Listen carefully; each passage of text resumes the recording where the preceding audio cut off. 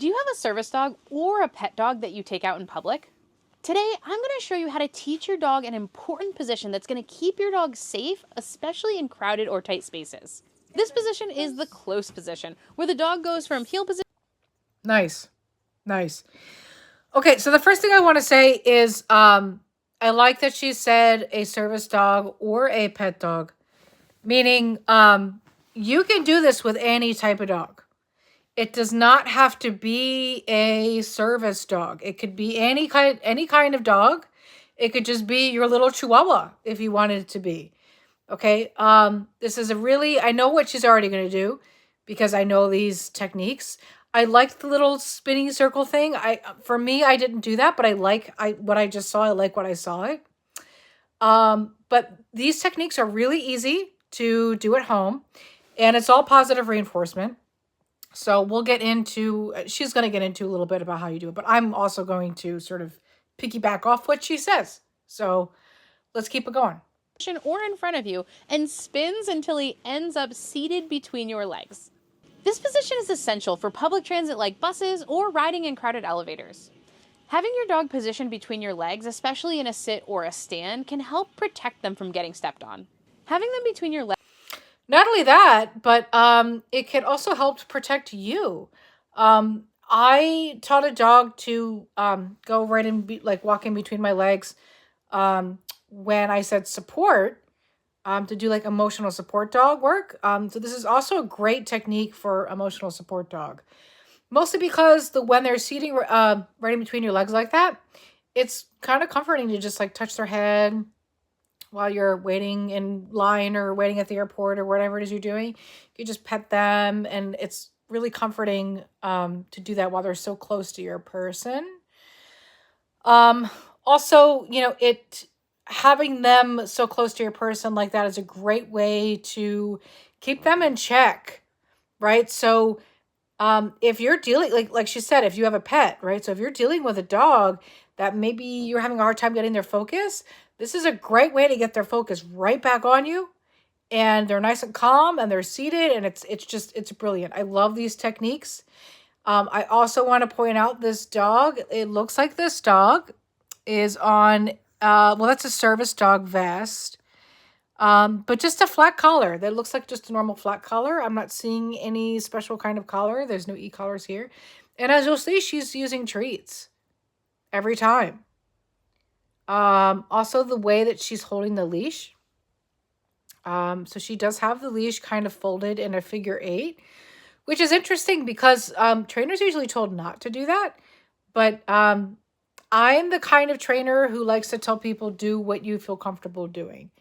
So if that is the way you want to hold the leash, then great. I want to also point out that the leash is nice and it's not tight. In other words, she doesn't have it all wrapped up in her hand and she's like, tense, right? We don't want that. The leash is still nice and loose, and she can drop the leash at any point, and this dog is not going to go anywhere.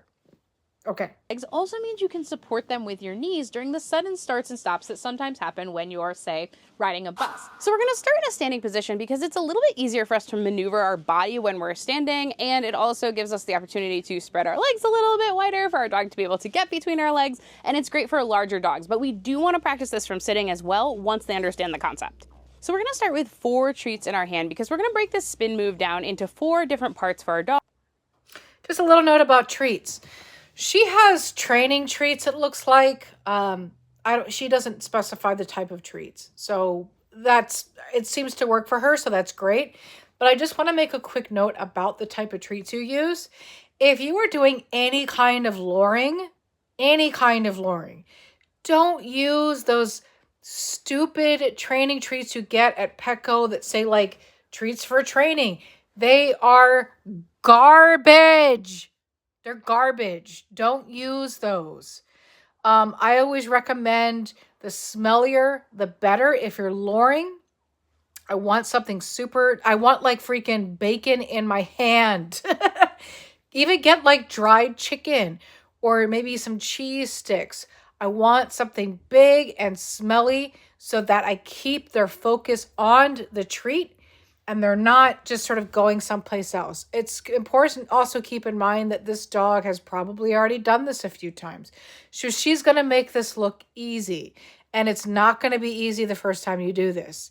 So don't use those little training treats that she has, or the treats you get at like Petco or PetSmart. Don't use those, okay? Use something a lot more high value than that.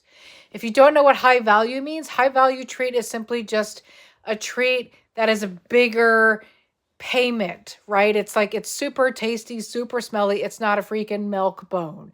Don't ever don't ever like train with a milk bone, please. As they're starting to learn the behavior. Free. So we're going to start with pulling the dog away from our body, then to the right, then to the left, and then pulling tucked in and into the sit between our legs. So I'll show you that again. Find it. So we've got our dog coming to us. That was a nice find it. If you've worked with me before, you know about find it's. We're going to start away from us, then across our body. Yes. Then across the other direction, and then pulled back into that sit between our legs. And here's a slow-mo bird's eye view of the behavior. Nice. Perfect. Let's jam too. Oh.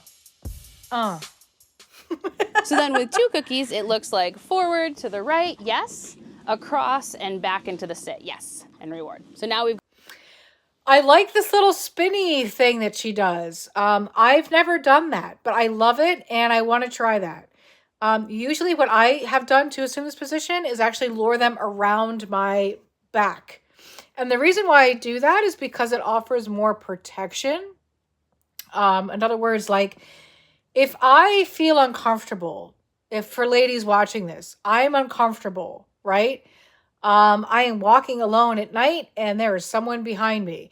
If they see my German Shepherd or my Pit Bull or my Rottie or even my freaking Chihuahua go behind my back and through my legs, they are not going to come near me, ladies. They are not going to come near me.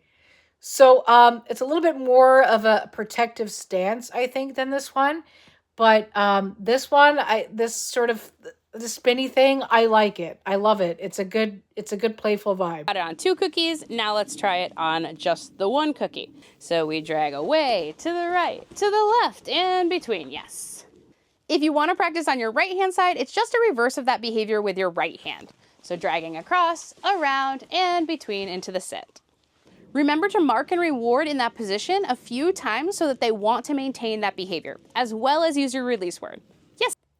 So what she means is if your dog, because she's making that look really easy, and it's not that easy. So noted, okay? Note that. What she means is when she went to the one side, that's when you treat. Then you could go to the other side and you could treat on that side. And then you can lure again back towards your torso, and then you could treat again. So there's 3 treats involved.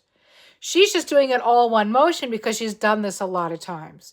But if you're just starting that out, again, I recommend it'll be treat, treat, treat. I'll just pull back. So treat, treat, treat. Okay? Free. So once we practice this behavior in the standing position, we also want to practice it in the seated position, which is how we're going to use it in public transit. Yes.